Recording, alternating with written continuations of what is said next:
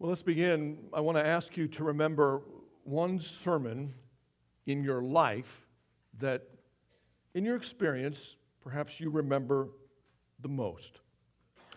Let's take a preacher named Benton Lutz, who tells of the one sermon that he remembers the most. Apparently, he was in a strange position. He was in an odd moment for a pastor to be sharing about such a thing. He was in the bathtub, and the water was a-running, and the tub was a-filling, when suddenly he realized that he had forgotten the shampoo. "I'll get it for you," said a little voice from the other side of the curtain. And after a moment, that same little voice reached a hand in. "Daddy, I'm bringing you no more tears."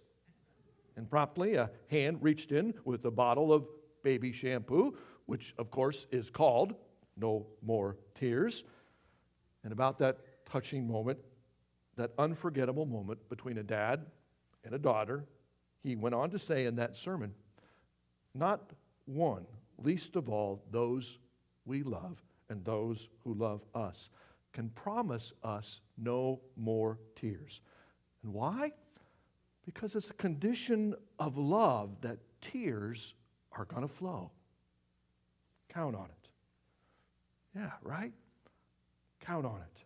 If you love someone, then part of that experience is that eventually tears are going to flow.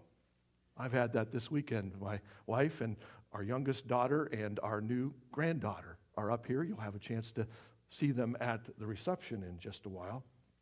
Yeah, no one but God, my friends, can promise us no more tears. Friends and family, they may try, but there are hurts only God can heal. There are burdens that only God can lift. There are fears that only God can put to rest.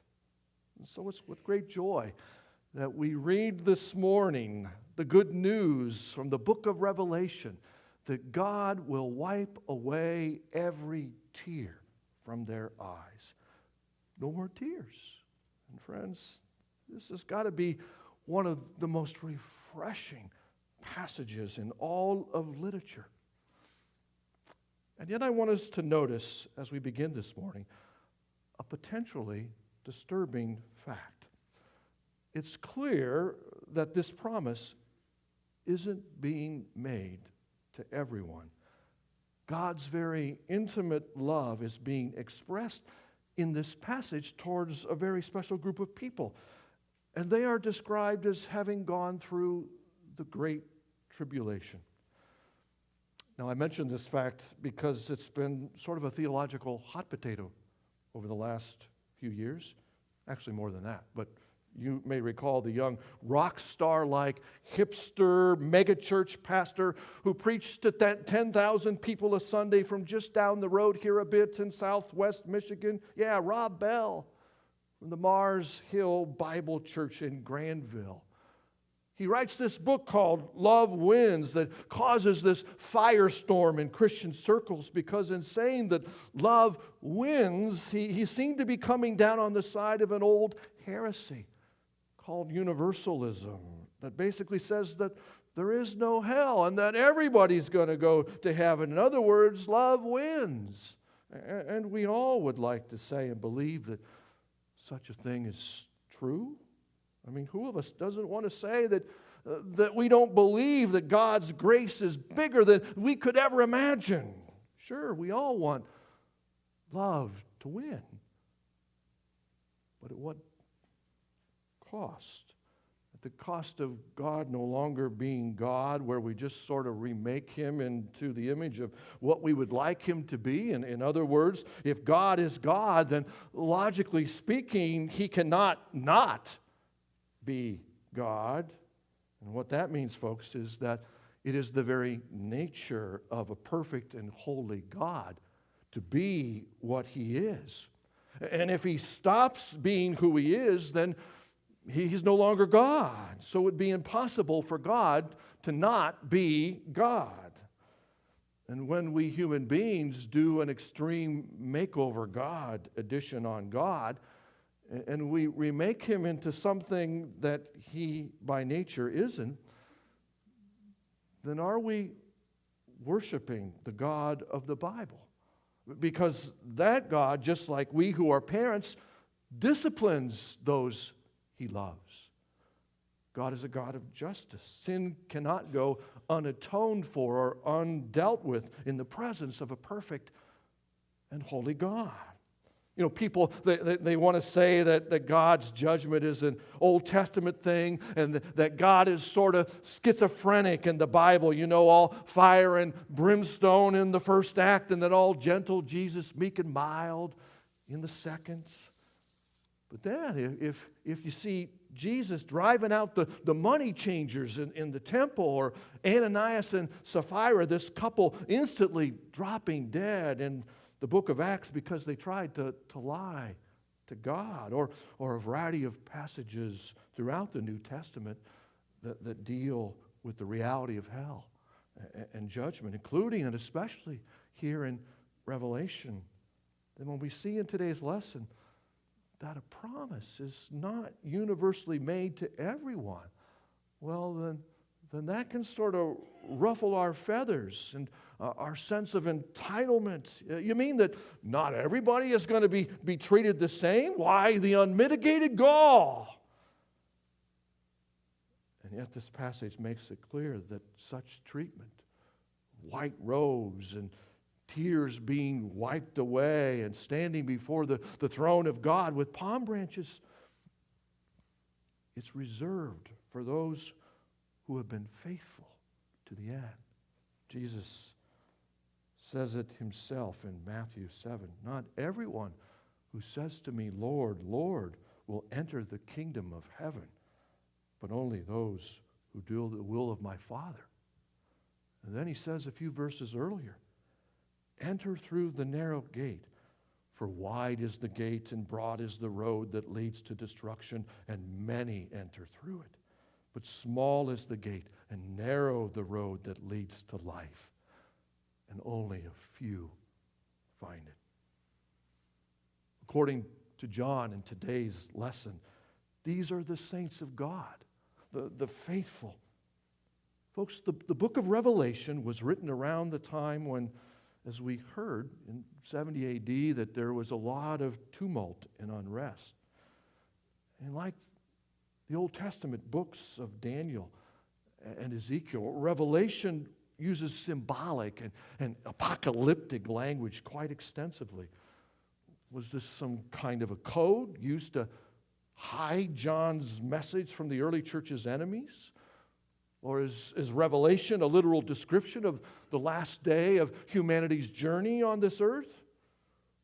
Some right here in the Holland area think it's a code, because perhaps you, like me, got this 4-page color ad. It came out in the mail just a few weeks before Easter. It was entitled Revelation Unlocked.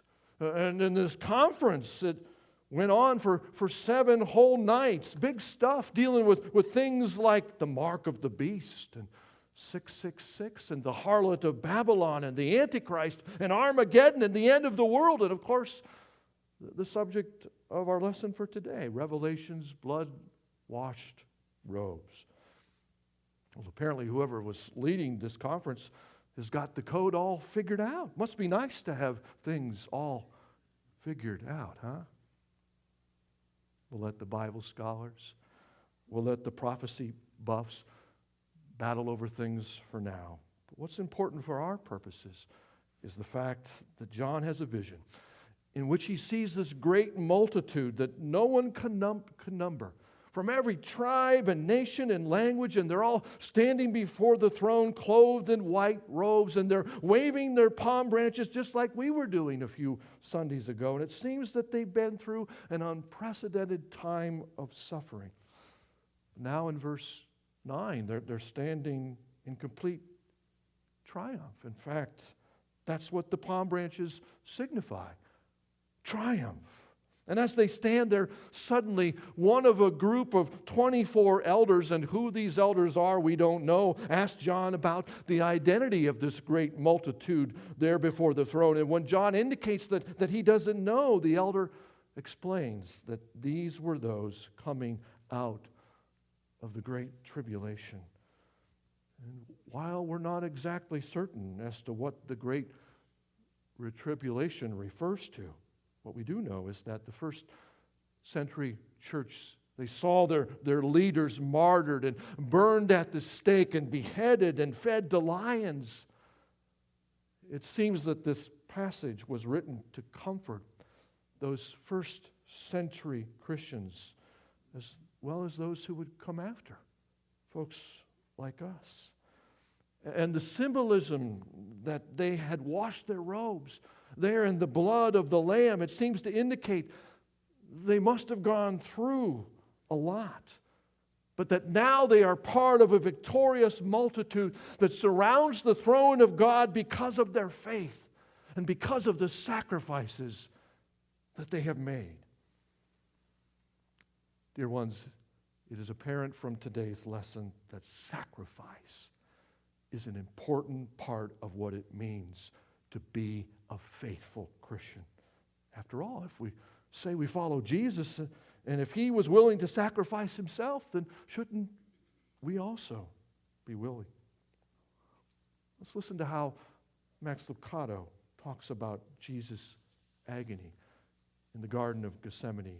He says, see that solitary figure prostrate on the ground, face stained with dirt and tears, fists pounding on the earth, eyes wide with fear, hair matted with salty sweat. Is that blood on His forehead?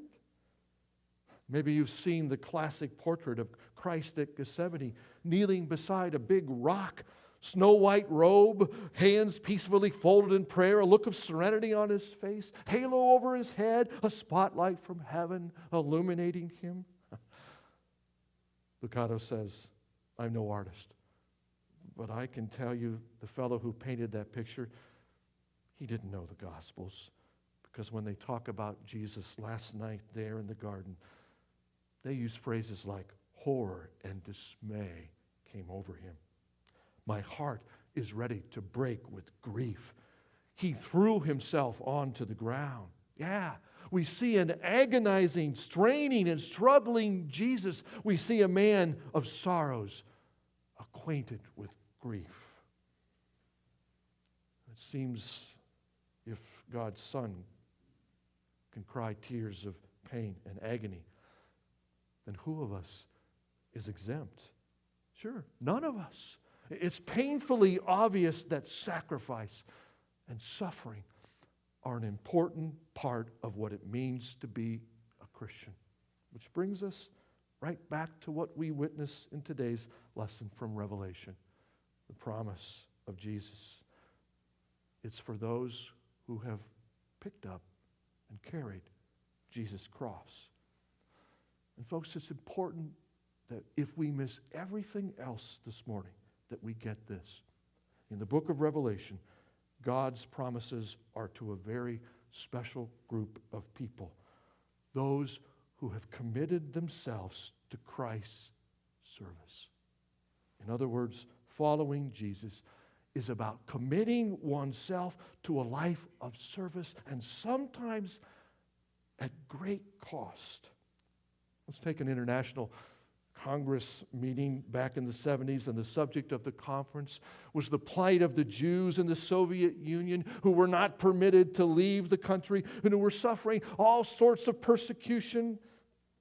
And Simon Wiesenthal, director of the Jewish Documentation Center in Vienna, famous for location and for bringing to justice so many of those Nazi war criminals that we've heard about, he was there at the conference. And it seems that one night, a Jewish participant at the conference called Wiesenthal's hotel at 2 a.m. in the morning. Woke Simon out of a sound sleep, and so Simon demanded irritably, "Why are you calling me at such an hour?" And the caller responded, "Because you're sleeping." Yeah. Could it be that there are more than a few of us who, as the Bible describes, are asleep in the light? Have too many of us in the church today become nothing more than casual members? Do we merely come to worship when we feel like it and nothing else is going on? Is our commitment to Christ and His church based solely on convenience when it suits us and nothing else is going on? Take up a cross. What does that mean? Hey, I put a couple of bucks in the offering plate on those Sundays that I'm there. I'm a law-abiding citizen. What more do you want of me? Folks, as your pastor, I'm not ashamed to tell you that a new day and an exciting new vision is coming and already here for the community church of Douglas. God is calling this congregation to more. He is calling us to a culture of servanthood and discipleship. That the Christian faith is much more than merely showing up in worship an average of 1.8 times a month. It's a lifestyle. And we come here together in community, gathered at the foot of the cross, so we can be equipped and discipled to go back out and scatter to serve. Gathering and scattering. This is our mission. But to do that effectively, it's going to take all hands on deck. And if we're going to become the kind of church that God is calling us to be, it's going to take us all shouldering the load and pulling at the oars, each using the gifts and the resources that God has blessed us with. And I've got to tell you, like the old saying goes, if you want something done, then ask a busy person. Well, I can tell you, we have some very, very faithful servants here at this church, but we need more. Like Jesus said, the harvest is plentiful, but the laborers are few. Some of our laborers are getting tired. We need to follow that principle that many hands make for light work. It's going to take all of us sacrificing and giving and serving, and each of us finding our niche and stepping up. Like old Uncle Sam, Jesus is saying, I need you. Will you serve me? Will you serve my church? We need folks serving in all areas, in our children's and youth departments during worship, during our crossroads hours, so that the same folks don't end up doing it week after week. Yeah. Many hands make for light work in so many areas of our church. I know some might say, well, I've done my time. As I like to lovingly respond, I didn't know it was a sentence. Yeah. Serving and sacrificing for the cause of Christ. It should be a joy, especially when we are all doing it together. Christ wants this church to live up to its reputation in the community. We have the facilities and we have the property, we have the people, and we have the resources to be a juggernaut in this area for the cause of Christ. But it's not going to happen by magic. It's going to take sacrifice. Getting up and getting to church early for worship or for the crossroads hour is part of a culture change. I know. But as we talked about in our town hall meetings back this winter, it's got to be more than just about me and mine. It's got to be about us and ours and they and them. It's got to be more than just about what's best for me and my family. It's got to be about what's best for us as a whole church, as well as those that we haven't even reached yet for Christ. And how can the changes that we are making here at Community Church help us to more effectively become one church which is better equipped to reach this community for Christ? Yeah, it's going to take sacrifice. It's going to take community and coming together. It's going to take some culture changes. Folks, let me share with you from the life of two great historical figures, because what they both have to say to us, even though written long ago, I think is so applicable for our times. The first is a little-known book by the great H.G. Wells, written about 80 years ago, called The Croquet Player. It was written in 1938, while the Western nations were passively watching Hitler expand his power. And there, towards the end of the novel, a psychiatrist is trying to help a young patient face reality. And the young man doesn't seem to want to do that. So the psychiatrist says to him, some try to run away from reality, but the facts must be faced. And one of them is that people are essentially the same fearing, snarling, fighting cavemen that they were tens of thousands of years ago. And the young man asks what must be done, and the psychiatrist says, those who care for civilization must become giants who will make an enormous effort to build a better world. And as he is explaining what this effort will look like, the young man, he keeps pulling back. He's frightened and nervous over all of this apocalyptic talk. And so finally, he cries out that he realizes the world is going to hell in a handbasket, but what can I do about it? Become giant-minded? Help the world become a better place? Me? I'm sorry, doctor, but I have other engagements. I'm due to play croquet with my aunt at 12:30. I don't wish to sound harsh, but it's a good question, and it's my job to ask such questions. Do we major on minors when Christ has called us to play the part of moral and spiritual giants in this age of uncertainty and doubt? Are we playing croquet when we should be carrying a cross? And friends, our second voice from history first made an impact on my life 35 years ago. The year was 1981, and I was 19 years old. I was in college.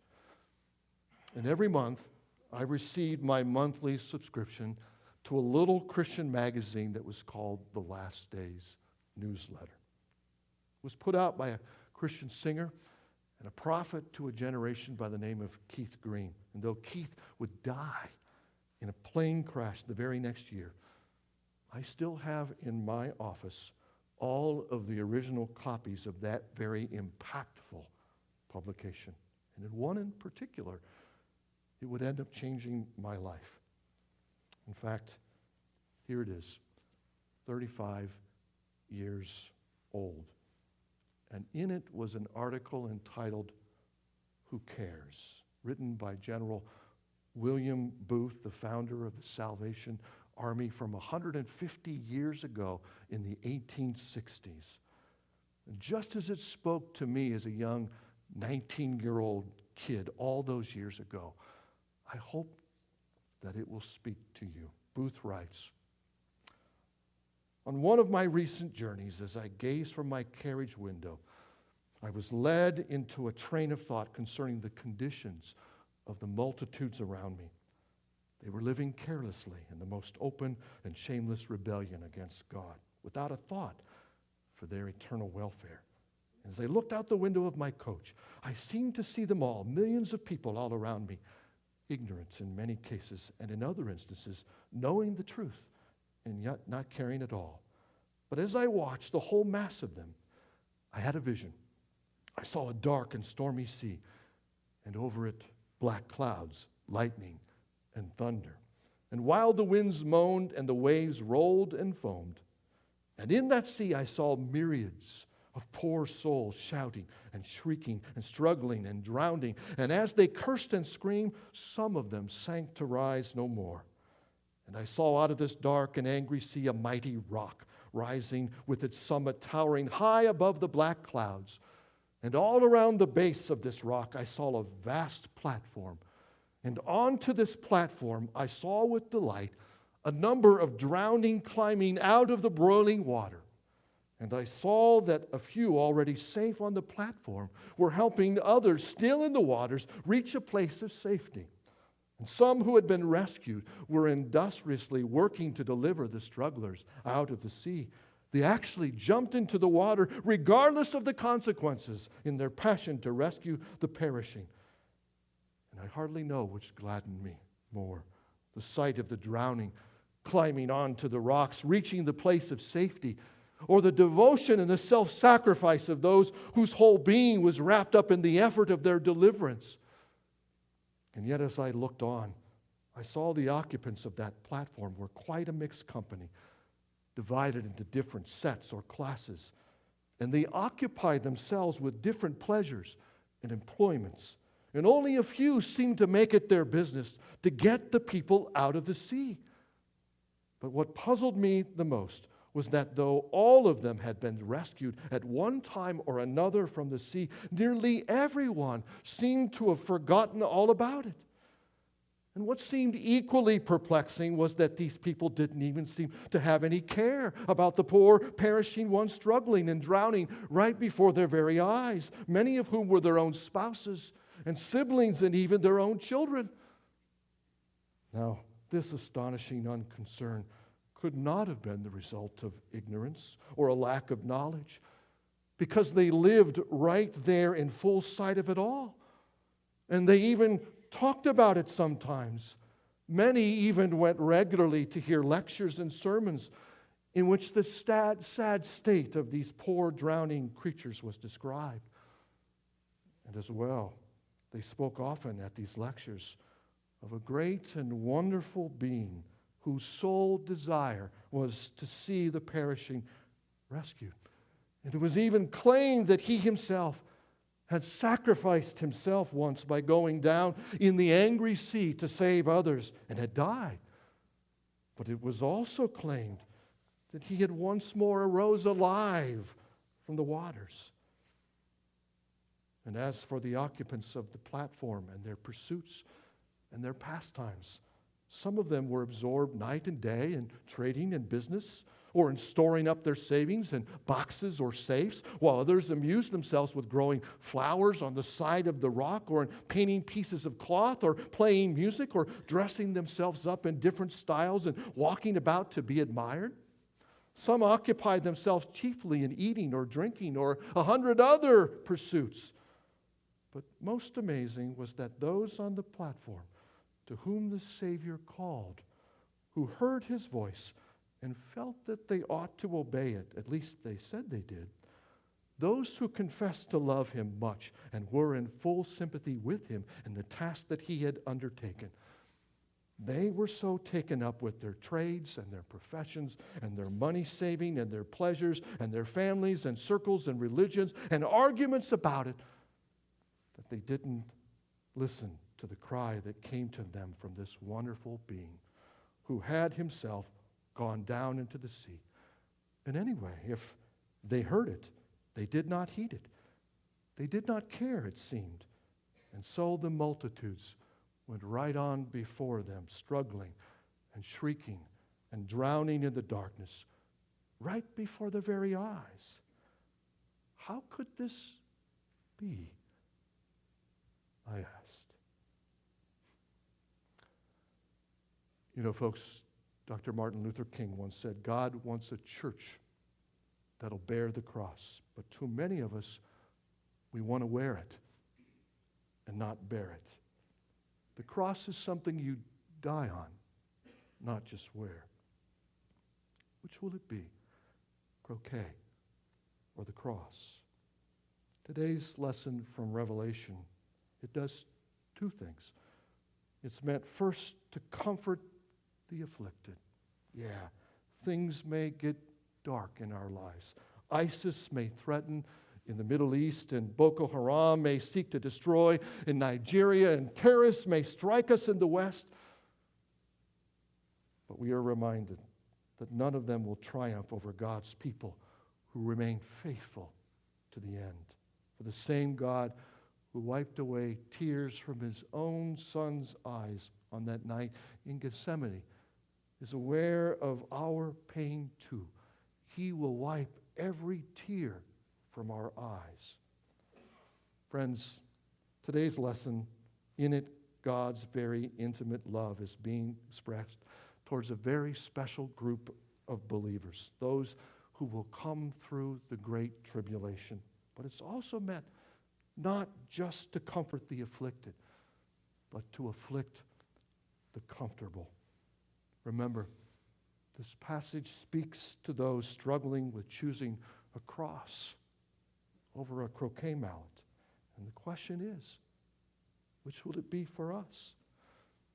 In the weeks and the months to come, you will be seeing a wide variety of opportunities to serve and to be able to give. And I pray that we will all step off of our platforms and we will plunge into that which really matters. Let's pray. Father, you have called us as a congregation to be your people in the Douglas and Saugatuck area. You've called us to follow in your footsteps to a life of sacrifice. When we as a people put our shoulders to the oars and together we serve and we find our gifts and our niches, each of us serving in your church and out in the community, what a wonderful thing of beauty it is. Challenge us. Call us all, Father, that we come together as one and we become the congregation here in this community that is reaching poor strugglers out in life's sea who are drowning and in need of the good news of Jesus Christ. This we ask in your name, Christ.